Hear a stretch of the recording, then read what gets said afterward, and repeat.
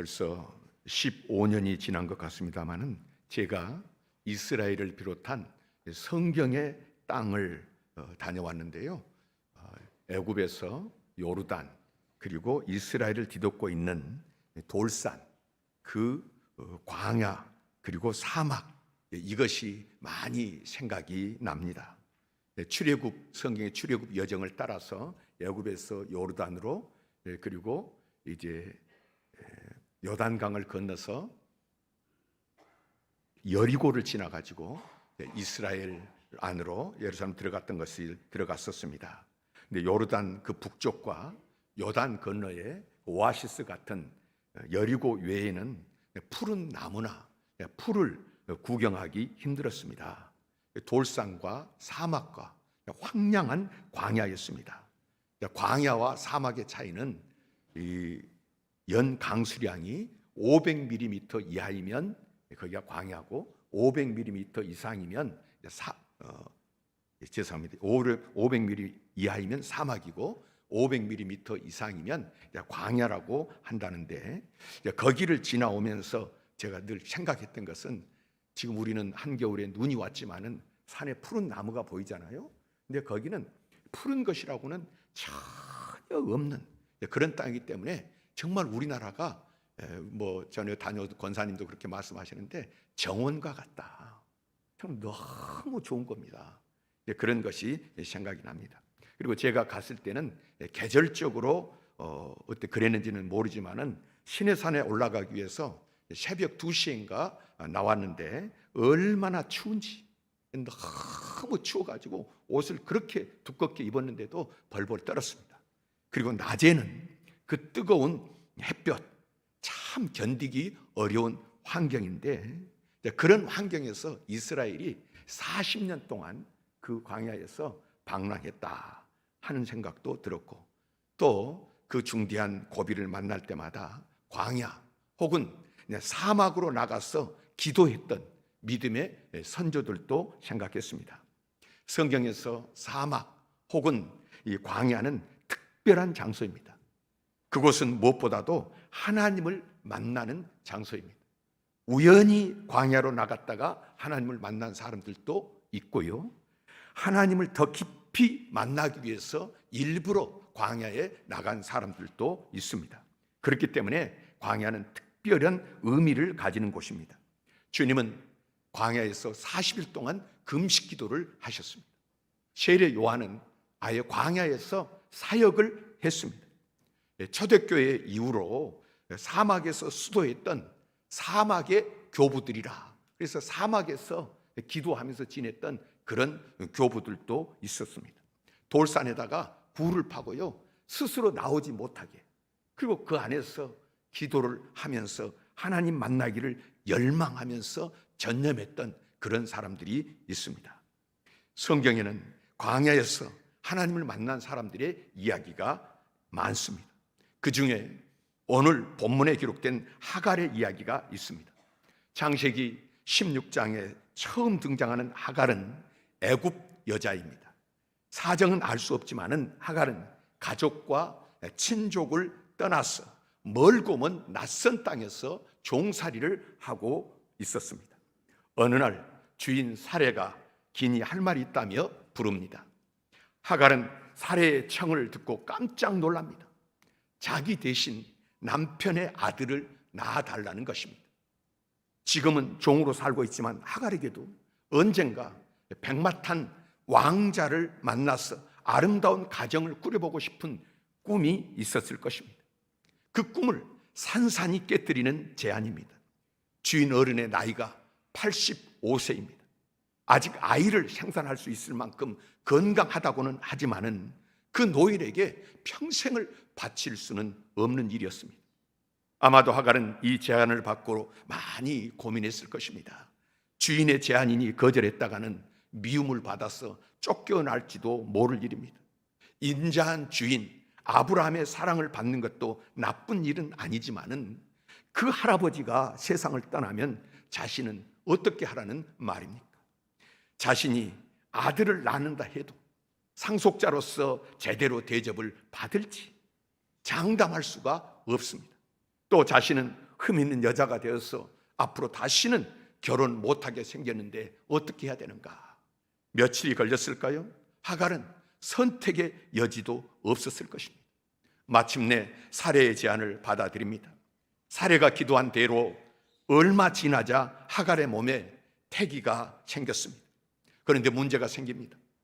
아이가 생긴 것이 분명해지자 하갈의 말과 그 행동이 사레의 눈에 거슬리기 시작합니다. 정확한 것은 알 수 없지만은 하갈의 태도가 어느 정도 달라졌던 것 같습니다. 종에서 첩의 신분으로 바뀌었지 않습니까? 게다가 본래 부인이 아이를 가지지는 못했는데 자기는 아이를 가졌으니까 말과 표정과 그 행정에 몸짓에서 변화가 일어났을 것입니다. 지나치다고 생각할 수도 있지만은 참 얼마나 자랑스럽겠어요. 어느 정도까지는 나무랄 일이 아니었습니다. 그런데 사례는 그것을 그냥 두고 보지를 못합니다. 사례는 아브라함을 볶기 시작합니다. 5절입니다. 사례가 아브라함에게 이르되 내가 받는 모욕은 당신이 받아야 옳도다. 내가 받는 이 고통은 당신이 책임지셔야 합니다. 매일, 아니 하루에도 몇 번씩 그렇게 들볶았을 것입니다. 자신이 시작해 놓고서 그 책임을 남편에게 돌립니다. 그런데 아브라함 좀 보십시오. 아들을 주시겠다는 하나님의 약속을 분명히 기억하고 있었을 텐데 하갈과 동침해서 자식을 얻자는 사례의 제안에 아무 대꾸 없이 따랐습니다. 그런데 그로 인해 문제가 생기자 사례가 그 책임을 아브라함에게 덮어씌웁니다. 그런데 그는 아무 말하지 않습니다. 아내에게 하갈을 마음대로 하라고 허락을 하죠. 아브라함은 모든 주체적 판단을 내려놓고는 아내가 시키는 대로 눈을 감으라면 감고 뜨라면 뜨고 가라면 가고 시키는 대로 합니다. 그로 인해서 애꿎게 하갈만 고통받습니다. 아브라함이 사레에게 이르되 당신의 여종은 당신의 수중에 있으니 당신의 눈에 좋을 대로 그에게 행하라 하매 사레가 하갈을 학대하였더니 사레가 견딜 수 없도록 학대합니다. 이때 하갈의 고통이 어떠했을까요? 얼마나 억울했을까요? 얼마나 분했을까요? 자기가 원한 것도 아닌데 부탁할 때는 언제고 이제 와서 이럴 수가 있는 것입니까? 사사건건 시비를 걸어서 핍박을 하니까 견딜 수가 없습니다. 그대로 있다가는 자기 자신의 생명도 태중에 있는 자식의 생명도 보존할 수 없다고 느낀 하갈은 마침내 가출을 결심합니다. 당시 아브라함은 가나안 남쪽 그 브엘셰바에 살고 있었습니다. 그곳에서 시내 광야, 요즘 시나이 반도 거기를 지나면 애굽으로 이어지는데요. 그 브엘셰바에서 애굽 방향으로 거대한 사막이 놓여 있습니다. 상상해 보십시오. 임신한 여인이 아무런 보호 장치도 없이 홀로 그 광대한 사막을 걷고 있습니다. 그때 그의 절망이 얼마나 깊었을까요? 하갈은 광야를 지나가다가 한 샘을 발견했습니다. 그곳에서 목을 죽였습니다. 정신없이 그곳까지 왔는데 이제 집을 떠나서 아마도 죽지 않은 심정으로 나왔을 텐데 그렇게 정신없이 방황하다가 물을 마시고 보니까 정신이 들지 않습니까? 정신이 들고 보니까 갈 곳이 없습니다. 미혼모의 몸으로 빈 털터리로 고향으로 돌아갈 수가 없고 다시 사례의 집으로 들어갈 수도 없습니다. 임신한 여자의 몸으로 광야에서 털을 잡고 살 수도 없는 처지입니다. 하갈은 그제서야 자신의 절망적인 운명을 깨달았습니다. 그는 광야에서 꼼짝없이 죽게 생겼습니다. 하갈은 자신의 처량한 신세로 인해서 많이 울었을 것입니다. 아무 방비도 없는 자신을 누가 해치지는 않을까 싶어서 두려웠을 것입니다. 배는 고팠을 것이고 몸은 아팠을 것입니다. 그렇게 울다 지쳐 쓰러졌을 때에 꿈인지 생시인지 주님의 천사가 그녀를 찾아와서 묻습니다. 사레의 여종 하갈아, 너가 어디서 왔으며 어디로 가느냐? 성경에 하나님께서 또는 하나님의 사자가 어느 사람에게 질문을 하실 때는 몰라서 묻는 경우는 없습니다. 질문을 통해서 자신을 돌아보도록 만드시는 것입니다. 하갈은 말하는 상대가 누구인지는 모르면서도 언격결에 대답합니다. 나는 내 여주인 사례를 피하여 도망하나이다. 여기서 잠시 멈춰 생각해 보십시오. 하갈은 이방인이요 또한 종입니다. 하나님에게 선택받은 아브라함과 사례와는 차원이 다르고 계급이 다릅니다. 아마도 하갈은 집에서 사례와 아브라함이 하나님을 예비하는 것을 수도 없이 보았을 것입니다. 하지만은 그 하나님이 자신과 상관이 있을 것이라고는 상상도 하지 않았을 것입니다. 그런데 그 하나님이 하갈을 찾으신 것입니다. 하갈은 자신을 찾아온 분이 누구인지 알고 얼마나 놀랐을까요? 자신은 그 하나님과는 전혀 상관없는 사람인 줄 알았는데, 그 하나님이 자신을 기억할 줄은 꿈에도 생각하지를 못했는데 그 하나님이 나를 찾아오시다니, 그리고는 나에게 사정을 물으시다니, 하갈은 너무도 감격해서 자신의 처지를 다 털어놓았습니다. 그러자 하나님의 천사는 이해할 수 없는 말씀을 하십니다. 내 여주인에게로 돌아가서 그 수하에 복종하라. 이 대목에서 하갈은 큰 충격을 받았을 것 같습니다. 자신을 위로하러 오신 줄 알았더니 그게 아니었습니다. 자기를 괴롭히는 주인을 벌하기는커녕 그 주인을 두둔하고 그 주인에게 가서 복종하라니, 이게 무슨 말입니까? 하갈은 하나님의 천사를 만난, 하나님을 만난 그 감동, 감격, 흥분은 순식간에 배신감으로 바뀌었을 것입니다. 그런데 천사가 말을 잇습니다. 내가 내 씨로 크게 번성하여 그 수가 많아 셀 수 없게 하리라. 하나님께서 하갈에게 다시 사레의 집으로 돌아가라고 한 것은 사레를 위해서가 아니라 하갈 자신을 위한 것이었습니다. 하나님은 장차 낳을 아들의 이름을 알려주시면서 덧붙이십니다. 이는 여호와께서 내 고통을 들으셨음이니라. 하갈은 제 발로 다시 사레의 집으로 돌아간다는 것이 죽기보다 싫었을 것입니다. 하지만 돌아갈 용기와 이유가 생겼습니다. 하나님을 만났기 때문입니다. 지금까지는 타국에서 혼자 살고 있다고 생각했습니다. 그러나 이제는 혼자가 아님을 알았습니다. 하나님께서 자신을 알고 계셨고 고난 중에 찾아오셨습니다. 그리고 약속을 주셨습니다. 그 약속에 대한 믿음이 하갈로 하여금 일어나 오던 길로 되돌아가게 만들었습니다. 하갈이 자신의 인생이지만은 자신이 통제할 수 없는 그런 삶의 형편 때문에 광야로 쫓겨나갔을 때에 그는 하늘과 땅에 홀로 내버려진 것 같았을 것입니다. 하갈에게 있어서 광야는 절망의 땅이었습니다. 끝없이 이어진 황토색 광야, 그리고 사막은 말 그대로 절망을 상징하고 죽음을 상징합니다. 실상 하갈은 그 광야에서 꼼짝없이 죽을 운명에 처해 있었습니다. 그런데 그 광야가, 그 죽음의 땅 광야가 사실은 하나님을 만나는 곳이었습니다. 물론 하나님은 어디에나 계십니다. 그렇게 어디서나 하나님을 만날 수 있습니다. 하지만 광야는 하나님을 만나기에 좋은 장소였습니다. 광야, 절망과 죽음의 땅에서 우리는 비로소 하나님께 간절해지지 않습니까?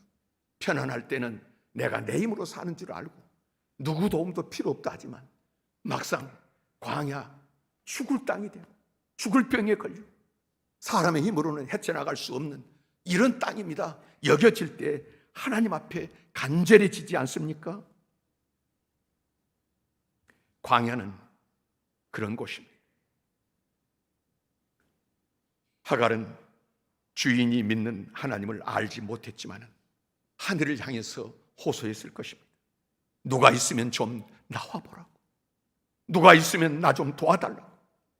하갈이 사막 한가운데서 고통 가운데 누군지도 알지 못하는 그 신을 향해서 호소했을 때 하나님의 천사가 그를 찾아온 것입니다. 그 순간 절망과 죽음의 땅이었던 광야는 희망과 생명의 땅으로 바뀌었습니다. 하갈이 집으로 돌아갔을 때 형편이 어떠했을까요? 달라진 것은 아무것도 없었을 것입니다.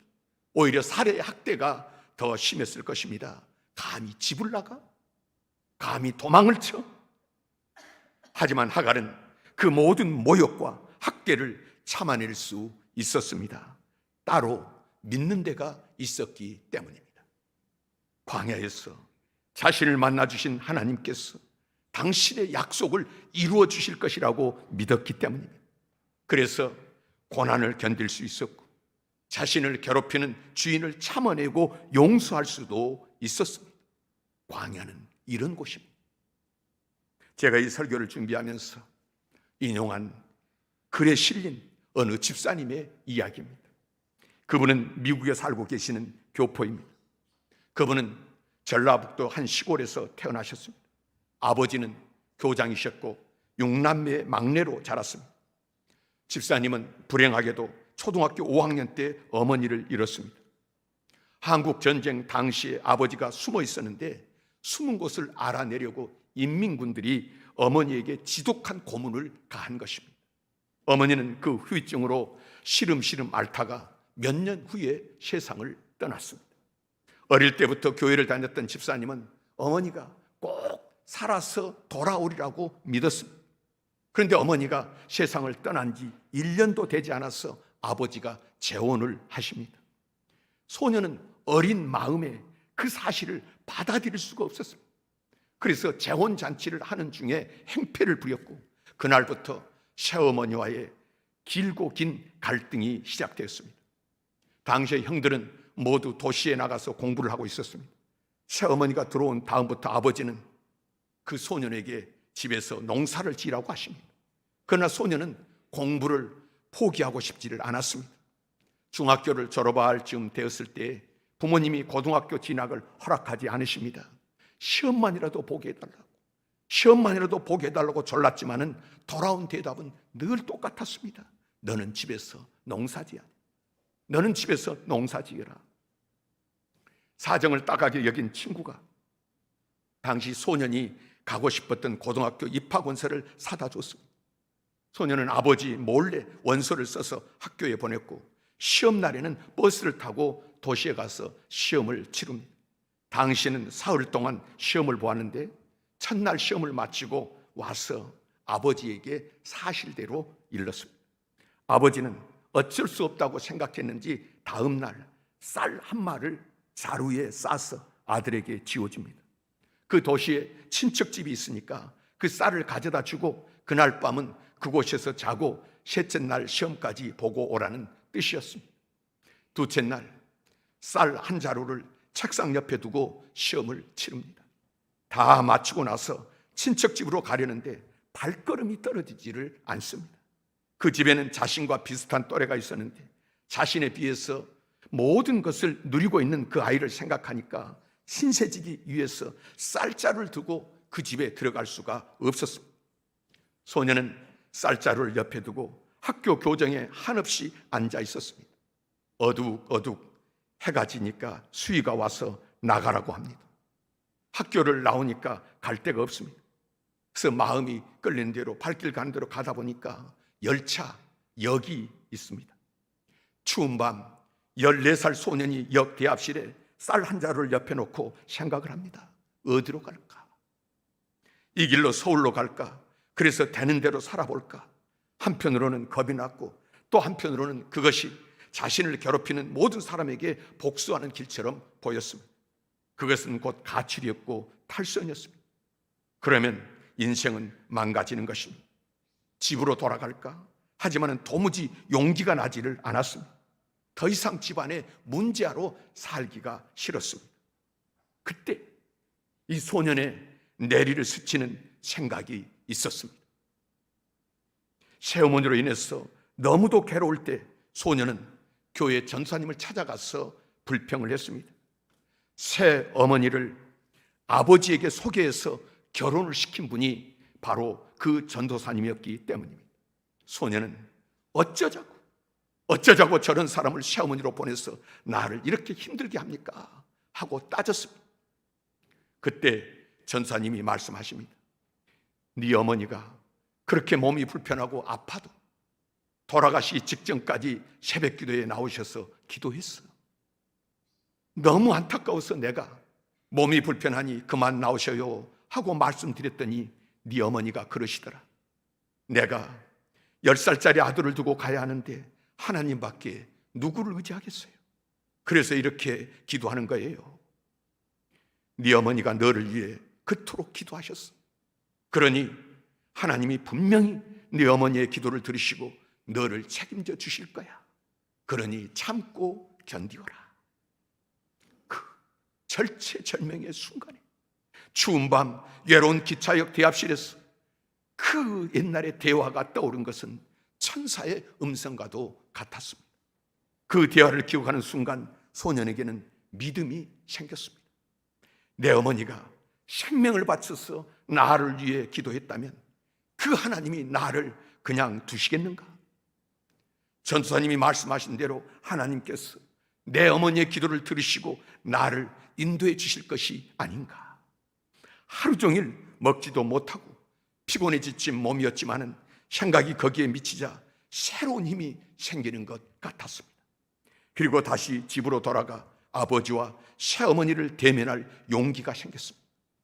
그렇게 14살의 어린 소녀는 아침에 지고 나온 쌀 한 자루를 다시 짊어지고 어둠 속에서 집으로 향했습니다. 집으로 돌아갔을 때 아무것도 달라진 것은 없었습니다. 늦은 밤에 집에 도착해서 문을 두드기까지 얼마나 망설였는지 모른답니다. 하지만 그날부터 그분은 더 이상 가출과 탈선 이런 것은 생각하지 않고 어머니께서 죽도록 매달려 기도했던 그 하나님을 믿고 온갖 역경과 싸우면서 살았습니다. 그리고 이제 나이 70세 미국에서 그분은 나의 나된 것은 하나님의 은혜였습니다 하고 고백을 하십니다. 하갈이 광야에 있을 때 찾아오셔서 만나주신 하나님, 추운 밤 인생 광야였던 기차역 대합실에서 만나주신 하나님, 저에게도 광야 이야기가 있습니다. 제가 인생의 광야길을 걸을 때 하나님은 저에게 찾아오셔서 저의 하나님이 되어 주셨습니다. 한 번만 아니라 인생길에서 고비마다 그렇게 하셨습니다. 그 하나님께서 오늘까지 저를 인도해 주셨습니다. 그렇기 때문에 하나님께서 제 남은 인생길 끝날까지 저를 도와주실 줄, 인도하실 줄 믿습니다. 사랑하는 우리 군산 신익교회 성도 여러분, 여러분에게도 광야 이야기가 있으실 것입니다. 광야에서 그 절망과 어둠의 땅에서 하나님을 만난 이야기가 있으실 것입니다. 그 이야기를 기억해 보시기를 바랍니다. 주님께서 저와 여러분들에게 오늘 하갈의 이야기를 들려주신 이유는 우리들의 광야 이야기를 생각해 보시라는 뜻일 것입니다. 그 이야기를 기억하신다면 지금 우리가 광야를 지나고 있다 해도 혹은 길도 없는 사막을 헤매고 있다 할지라도 걱정할 것이 없습니다. 과거에도 인도하신 하나님께서 이제도 인도하실 것입니다. 과거에도 광야에서 만나주신 하나님께서 이제도 만나 주실 것입니다. 혹시 광야에서 하나님을 만난 경험이 한 번도 없다 싶은 분이 계십니까? 그럴 리가 없습니다. 우리가 몰라서 그렇지, 우리들이 그동안 거쳐온 광야와 사막과 골짜기에서 하나님은 보이지 않는 손으로 우리들을 보호하시고 인도하셨습니다. 오늘 본문에 기록된 하갈의 고백을 들어보십시오. 13절입니다. 하갈이 자기에게 이르신 여호와의 이름을 나를 살피시는 하나님이라 하였으니 이는 내가 어떻게 여기서 나를 살피시는 하나님을 배웠는고 함이라.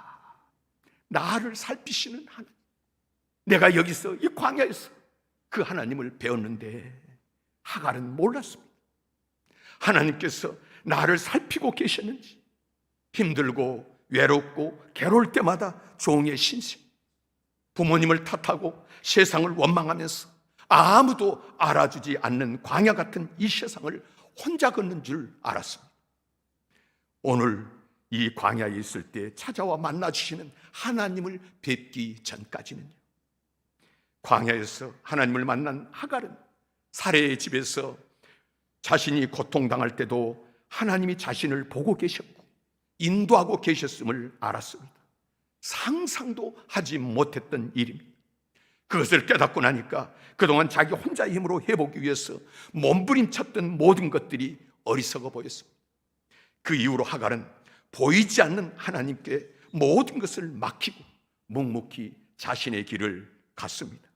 그 같은 세계관의 변화가, 이 세상을 보는 변화가, 생각의 변화가 오늘 저와 여러분에게 일어나기를 우리 주님께서 원하신 줄 믿습니다. 혹시 지금 여러분은 사막이나 광야가 아니라 푸른 초장, 맑은 시냇가에 살고 계십니까? 감사하시기 바랍니다. 누구나 누리는 행복이 아닙니다. 하지만 그것에 취하지는 마시기 바랍니다. 이 세상에서 우리가 누리는 것에 취하지 말아야 합니다. 그것에 취하는 순간 우리 눈에는 하나님이 보이지를 않습니다. 하나님께서 우리를 뒤흔들어도 알아채지를 못하는 것입니다. 코로나 전국에 집안에 편히 앉아서 이런 날은 그냥 모니터 보고 예배 드리고 거기에 취해서 젖어 있으면, 정말로 그곳에 있으면 하나님의 음성 듣기가 쉽지 않습니다. 그래서 우리는 자주 광야로 나가야 합니다. 큰돈 들여서 멀리 광야나 사막으로 여행하라는 뜻이 아닙니다. 뭐 그럴 수도 있겠지만은 그보다 더 중요한 것은 내 가진 모든 것에 눈을 감고 이것만 바라보고 사는 그런 삶이 아니라 하나님께서 어떻게 일하시는, 그 하나님께 눈 뜨는 노력을 하는 것입니다. 잠시라도 들에 나가서, 잠시라도 밖에 나가서, 잠시라도 뜰에 나가서 하늘 아래에 무장을 해제하고 다 내려놓으시고 서보아야 합니다. 아무리 많은 것을 가졌어도 실은 광야에 있는 것과 다르지 않다는 사실을 기억해야 합니다. 인생 극장의 주인공처럼 살고 싶다 해도 하나님과 상관없이 살면 하룻밤에 끝나는 연극이 되고 마는 것입니다. 하나님 없으면 우리가 빛이라고 부르는 이 모든 것들이 곧 어둠이 되는 것이고요, 우리가 축복이라고 부르는 모든 것이 재앙이 됩니다. 하나님 없이 산다고 하면. 그래서 우리가 그 사실을 잊지 않으려면 자주 광야로 나아가야 하는 것입니다. 그러므로 사랑하는 성도 여러분, 하나님을 잊지 않도록, 하나님이 전부이심을 잊지 않도록, 하나님에게 모든 것이 달렸음을 기억하도록 자주 광야로 나아가시기를 바랍니다. 하나님을 얻으면 광야가 푸른 초장이 되고요, 하나님을 잃으면 푸른 초장도 사막이 되어버립니다. 하나님을 얻으면 다 얻습니다. 하나님을 잃으면 다 잃는 것입니다. 바로 그것이 우리가 광야로 가야 하는 이유이고, 광야에서 하나님을 만난 때를 자주 기억해야 되는 이유인 것입니다. 하갈을 찾아오신 주님, 광야에서 하갈을 만나주신 주님, 저와 여러분의 인생길에 예수 그리스도 안에서 변함없이 그 주님은 찾아오셔서 만나주시고 인도해 주시는 줄 믿습니다.